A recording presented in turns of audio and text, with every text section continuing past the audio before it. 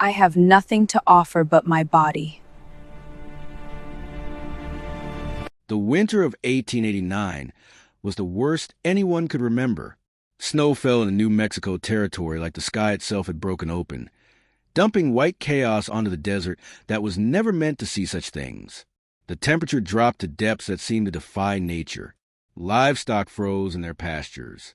Travelers were found on the roads, turned to ice sculptures, their final expressions locked in suffering that lingered even in death.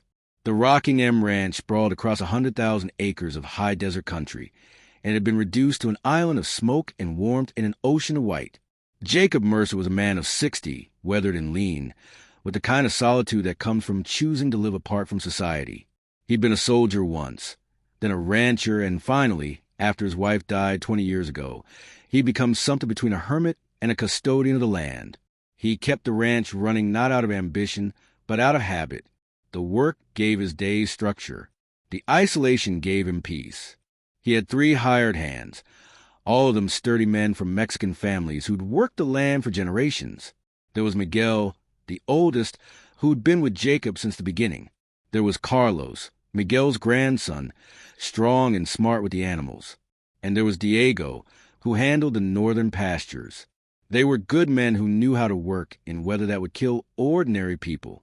The night the woman appeared, Jacob was sitting alone by the fire, reading an old book by lamplight. The wind outside was vicious, throwing snow against the windows like something alive and angry. He'd sent the hired hands home to their families days ago. No sense risking lives when the herd was sheltered and the work was minimal. He had enough supplies to last weeks. He was, as always, content with his own company. The knock on the door was so unexpected that he almost didn't hear it. When he did, he assumed it was Miguel, who sometimes came back despite Jacob's orders, worried about the old man alone during storms. Instead, when he opened the door, he found a woman. She stood in the snow in what appeared to be traditional Apache dress, hiding cloth, entirely inadequate for the weather. Her lips were blue. Her skin had the translucent quality of someone approaching hypothermia. Her dark eyes were still aware, still conscious, but barely. She was shivering so violently she could barely stand. "Please," she said, her voice cracked from cold. "I am Nahtanha. My band. We were separated. The snow came so fast. I have been walking. I saw your light." Without thinking, Jacob pulled her inside and kicked the door shut. He'd dealt with emergencies on the ranch for 40 years, and his body moved with the efficiency of someone trained by necessity. "Don't move," he said. "Stay here." He brought blankets, a basin of warm water, clean cloths. He began carefully removing her frozen clothing, working quickly but not roughly. Hypothermia was a delicate thing. You could kill someone by warming them too fast. He'd learned this years ago, had seen a man die from improper rescue when he was young. Her body was lean and muscular, marked with scars that spoke of a hard life. She was maybe 30 years old, though weather and hardship made precise age difficult to determine. As her skin began to warm, she stopped shivering so violently, which was a good sign. He wrapped her in blankets and positioned her near the fire, giving her warm broth that he heated carefully on the stove. She drank it slowly, her eyes watching with an expression he couldn't quite read. "Why?" she asked finally, her accent thick but her English clear. "Why would you help Apache?" Jacob sat down across from her.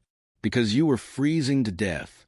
Because I'm old enough to know that the color of someone's skin doesn't determine their worth. Because my wife, God rest her, raised me better than to turn away anyone in need. My people," Nahtanha started, then trailed off. "We are hunted." "Yes," Jacob said. "I know. The soldiers, they want us dead." "Some of them do," Jacob agreed. "But not everyone. And not me." She spent that first night asleep near the fire, wrapped in every blanket Jacob could spare. He sat in his chair, watching her breathe, making sure she didn't slip backward into hypothermia. It was a long vigil, but Jacob was accustomed to long vigils. He'd sat through the death of animals, the births of calves in the cold, the slow turning of seasons. Watching over a sleeping woman was not so different. In the morning, she was still alive, and her color had improved significantly. Jacob made a large breakfast: bacon, eggs, fresh bread, and more broth. She ate with the appetite of someone who hadn't eaten in days. "How long have you been walking?" he asked. "2 days," she said. "Maybe 3. I lost count. The snow, it all looks the same." "Do you know where your band went?" "South, toward Mexico. We were running from a cavalry patrol. There was a blizzard. They were scattered. I got separated. I was trying to find them when I found you." Jacob nodded, understanding the situation immediately. She was a lost Apache woman in territory that would kill her, surrounded by people who would capture or kill her if given the chance. "You can stay here," he said, "at least until the weather breaks. After that, we'll figure out how to get you south safely." Nahtanha looked at him for a long moment. "Why? You don't know me. I have nothing to give you. No money, no goods.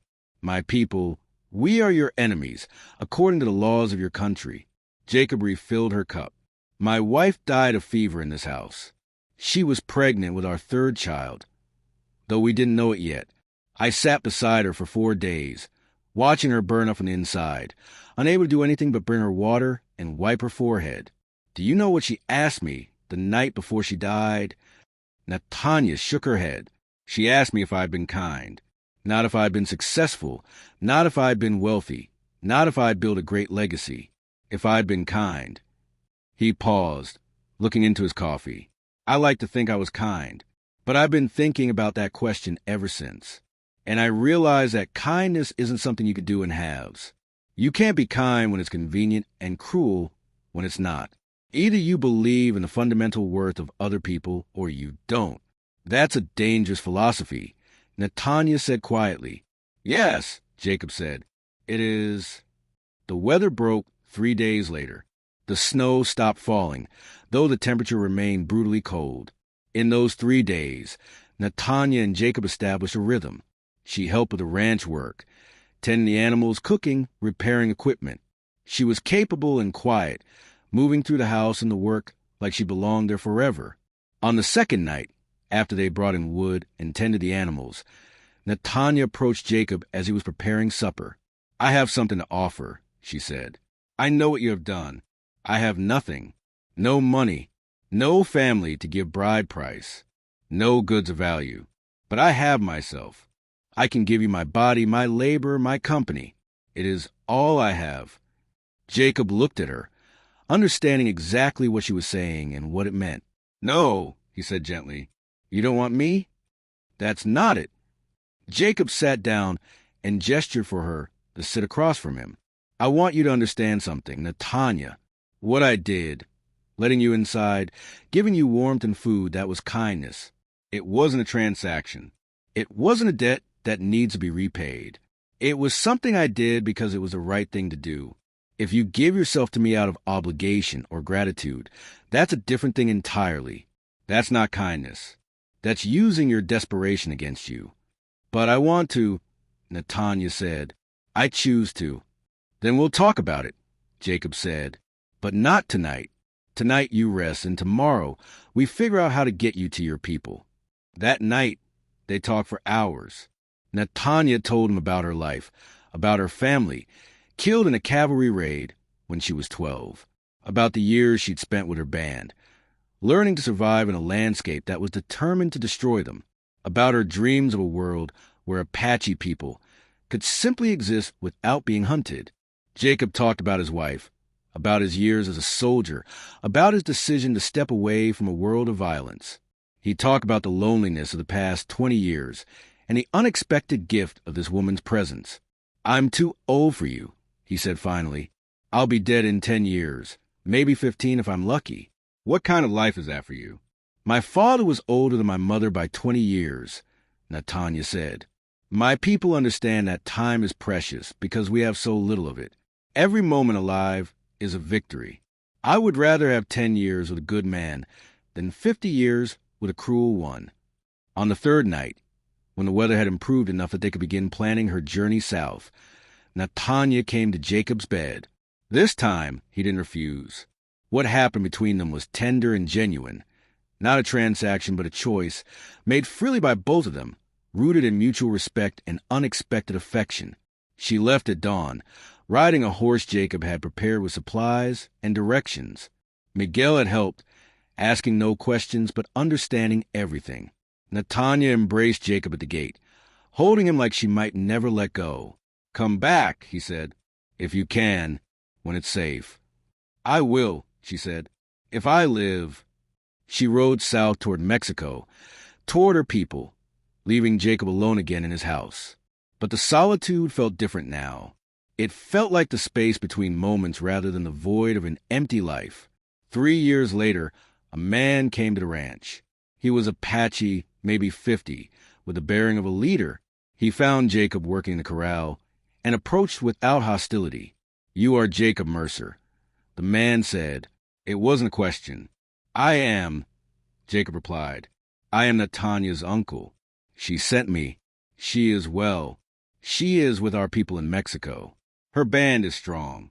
But she sent me to tell you something." He paused. "She is pregnant with your child." Jacob felt something shift in his chest. Is she well?" "She is strong, like iron, and she speaks of you often. She says you taught her something about kindness that changed everything." The man studied Jacob for a long moment. "She asked if you'd come. Our people would welcome you. You saved her.